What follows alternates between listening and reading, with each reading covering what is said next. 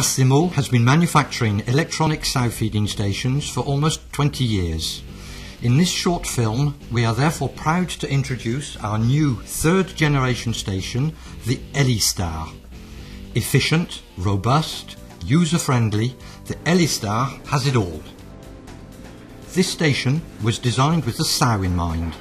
Easy to enter and leave, assisted trough access door opening, well isolated from the other animals while eating in peace and quiet. These details are all important for the well-being of the sow. The Elistar is robust, built to resist the wear and tear of intensive use from even the strongest sows. The active parts of the station, entry gate, exit doors, feeding module, are manufactured as solid welded sub-assemblies using both stainless steel and hot-dipped galvanized construction. These modules are then interconnected using 50mm thick plastic panels. All parts in direct contact with the floor are made from stainless steel.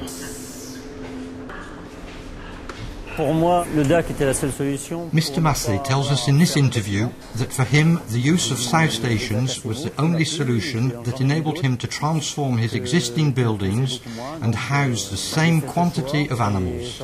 He saw several different makes of equipment but preferred the Elistar. For him, the partly assisted trough access door was important, as once an animal has eaten her daily ration, the door will remain closed, and the sows learn quickly that it is pointless to waste time visiting the station for nothing. Extra drinking points are provided outside the stations, so that the stations themselves are not used just to provide water. Once all animals have eaten their full daily ration, the entry door remains locked, avoiding pointless visits through the station. The trough module is equipped with precise feed distribution devices, available in both dry feed and liquid feed versions. The dry feed distributor drops batches of feed of around 100 grams. The liquid feed distributor delivers portions of around 0.5 litres. This distributor is connected to the main delivery circuit running overhead the stations, and in which liquid feed circulates in permanence. Mr. Massey informs us that he starts daily meal times at around 4 a.m. and that this morning, by 10 a.m, there were only 4 sows that hadn't finished their daily ration, that by midday the station was closed as all animals had finished. He then goes on to explain that the selector switch on the control box of each station is used to calibrate the different feeds used in the stations rapidly. In his case, feed A is the basic formula, and feed B is used for adding medicine or vitamins when required. A heat detection module can be installed at an access point between the sows and a boar pen. The module is equipped with an antenna. The software registers the number of visits and their duration for each sow visiting the boar. From this data, the software will give real-time information to the management of any returns on heat. A colorant spray marker can be added to the station, which can be activated by numerous criteria in the software. A colour sprayed onto the back of the selected sows during a visit through the Elistar. These animals are then easily identified within the group. The Elistar stations are piloted via an onboard electronic control box, which is connected through to a central Elistar computer. The onboard electronics pilot the animal identification and the inputs and outputs required to run the station. The Elistar computer will run up to 48 feeding stations and hold the data of up to 3,000 sows. The computer program uses the notions of groups and the number of litters. This makes modifications to data or the checking of groups on screen both fast and simple. Programmable feeding curves enable automatic variations to the daily feed ration, to the distribution speed and to the type of feed. They also allow predating of either marking or selection. Different coloured alarms can be programmed, which enables rapid screen selection of any sows with problems. For example, any sows under-eating can be identified on screen and the list can be printed for surveillance in the animal building. The computer screen can show the real-time operation of 6 different stations at a time. Each station has an image showing the position of the doors, the sows identification, and relevant information concerning the consumption of the animal present in the station. When using static groups of sows, the Elistar station is equipped with just one exit gate. When used with large dynamic groups of sows, in which only certain animals need removing at a given time for the maternity, 2 options are possible with the Elistar. Either the use of stations equipped with a second selection gate, or several Elistar stations connected to a single selection passage. When the size of the herd allows it, both static and dynamic solutions can be intermixed on the site as required. Straw-bedded installations equipped with an Elistar feeding station allow simple building design to house gestating sows. The transformation from individual blocked pens into a solution acceptable by the new animal welfare rules within existing buildings has several technical solutions, but only the use of Elistar stations with large groups of sows can maintain the same number of sows in the same existing space. Here, Mr. Massé explains that after transforming his buildings, the sows took less time to adapt to their new environment than he had initially anticipated. He explains that to start with, he hadn't installed the resting boxes, but it became obvious that they were required for the comfort of the animals, as the sows like to rest along a wall, and without boxes, no sows would rest in the centre of the building and would remain packed along the outside walls of the building where there was insufficient space for them all.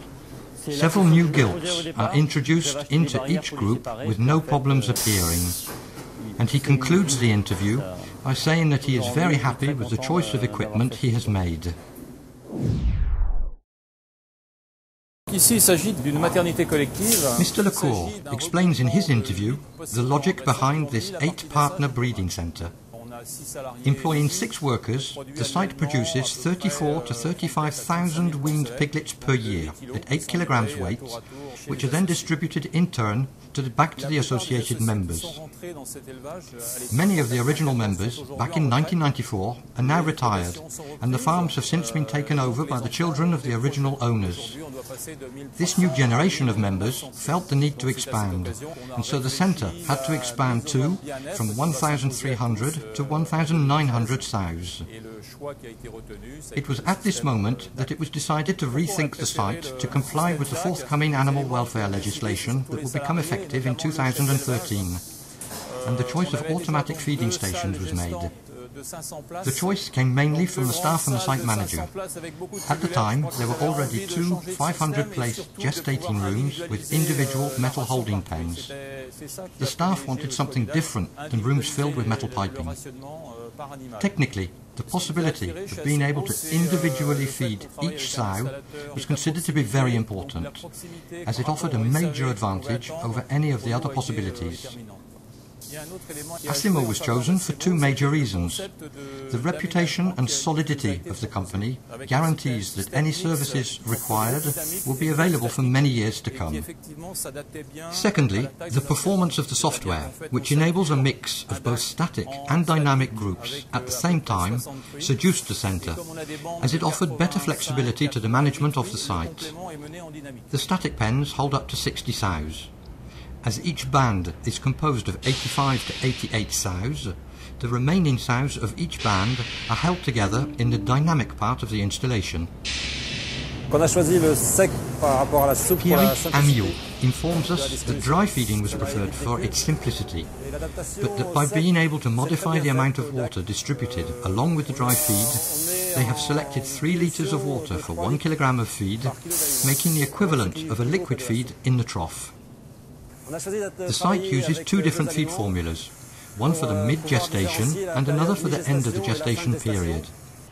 Micro-distributors, fitted to the stations, are used to add vitamins 3 weeks before birth, or eventually to distribute aspirin or deworming powder. Donc on a installé les DAC mi-novembre pour la partie quarantaine.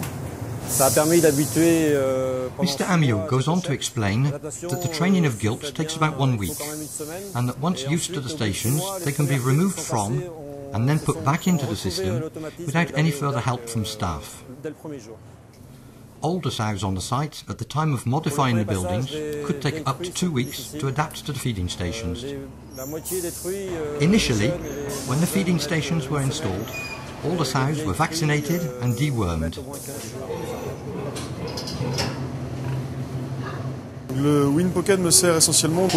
In this interview, Julian Jouanic explains the use of a practical accessory, the Elipocket. This handheld tag reader enables to see the data of each animal identified and to make modifications via Wi-Fi directly to the main Elistar computer. Mr. Jouanic uses it to change the ration curve of animals when he finds them either too fat or too thin. On the main computer, the 21 Elistar stations used on the site are represented by groups of 6 on the screen, where in real time it is possible to see the ration programmed, the amount already eaten, the leftovers, etc. Data can be read or modified on the numerous different screens of the user-friendly software. He finds the coloured warnings of particular interest, and as an example, he shows us that they have programmed in orange animals that are not eating their full daily ration.